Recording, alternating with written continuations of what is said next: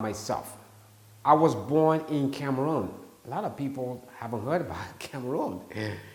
So maybe you play soccer or you watch soccer, the World Cup, then you know about Cameroon just a little bit. That's where I was born some years ago. I don't know how long. But, I was born in Cameroon, a little country, which is, in a little village, to a little mother, just a single mother.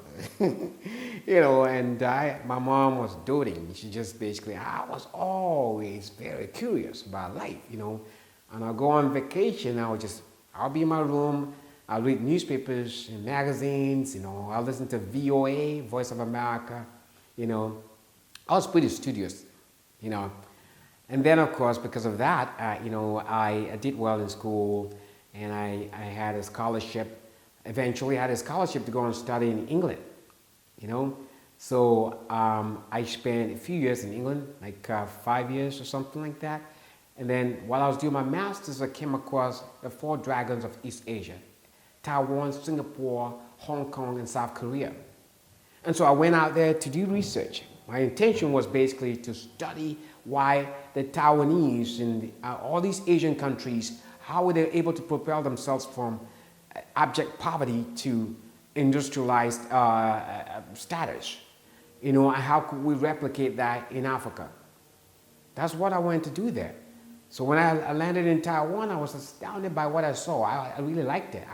My intention was to be in Taiwan for 1 year, but guess what? I ended up being there for 8 years. And so every year was getting better. Taiwan is the size of the state of Ohio, so small. Hong Kong is just a little city. And so is Singapore, a city-state. But in Singapore, one of the countries I love most, they have everything. South Korea is quiet, a little bigger, but these are industrialized nations. South Korea, you have Hyundai, you have Samsung, you have all these companies. And I was astounded. And then in Africa, when I was studying international relations, so how the rest of the world is progressing and Africa is regressing. How can we catch up? Right? That's how I ended up in Asia. And so, again, things were getting better for me. And then, of course, I decided to leave, and I ended up in America. The job again, now this is it. When I regretted why I left Taiwan. When everything was going so fine for me, I left that behind.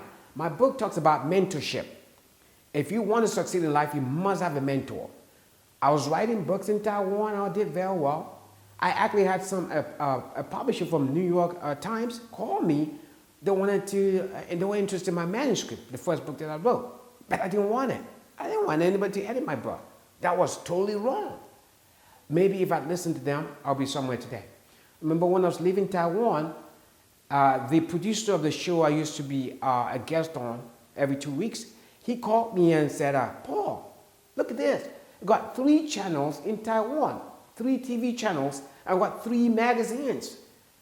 Guess what? We can help you get to wherever you want to be, Paul. Why are you leaving this behind? I remember a friend of mine in the church saying, Paul, a lot of people are dying to be in your position. How come they are leaving all that behind? I did not listen to any of these people. It was pretty dumb. They said experience is the best teacher. So I didn't have a mentor. I remember one pastor, an American pastor, actually approaching me after he read my book. Said, Paul, let me be your mentor. I don't know what was going on at that time. I was much younger. I said, no, I don't need a mentor. Maybe because I was born without a father, or because I grew up without a father, I kind of resented people, directing my life. I've always been my own man or something, Never had anyone guide me. So guess what? If you want to succeed in life, you got to have a guide. You see, Tiger Woods has a coach. All those players, NBA players, LeBron James, they got to listen to the coach. It doesn't matter how much money they make. They got to listen to that coach because the coach can see what they cannot see. So my book talks a little bit about that. The ingredients of success. One of them is basically being coachable. You got to be coachable. You got to have a mentor. You got to have somebody who sees what you can't see.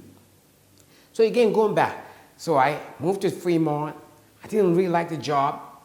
I was in a cubicle, and the environment was really stifling. These people were not creative. Instead, they were criticizing and stuff like that.